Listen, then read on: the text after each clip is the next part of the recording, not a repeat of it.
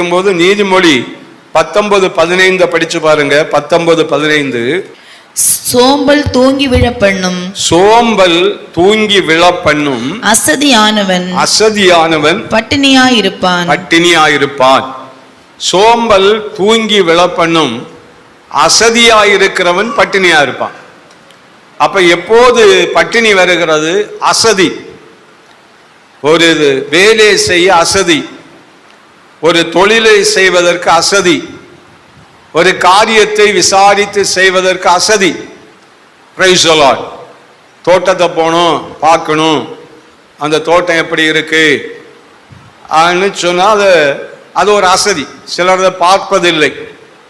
சிலர் தோட்டத்திற்கு போவதே பலன் எடுக்க தான். Praise the Lord. அப்படி போகிறவர்களுக்கு பலன் கிடைக்காது.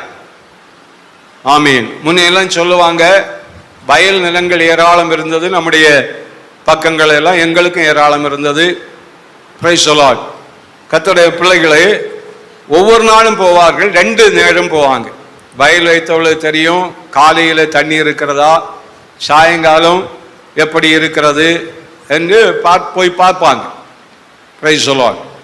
ஆனால் நம்ம ஒரு அசதியாக நம்ம இருப்போம்னா, ஒரு வாரம் நம்ம அதை போய் பார்க்காம இருப்போம்னா அது உதவாமல் போய்விடும், அது பலனை கொடுக்காமல் போய்விடும். அசதி என்பது பட்டினியை கொண்டு வரும். Praise the Lord. எப்போதும் நம்முடைய வாழ்க்கையிலே அசதி இல்லாத ஒரு வாழ்வு இருக்கணும். அசதியான ஒரு வாழ்க்கை இருக்கக்கூடாது. பைபிளை படிக்க ஒரு அசதி இருக்கக்கூடாது.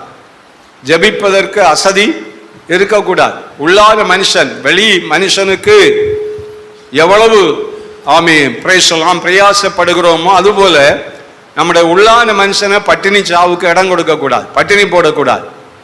Praise the Lord.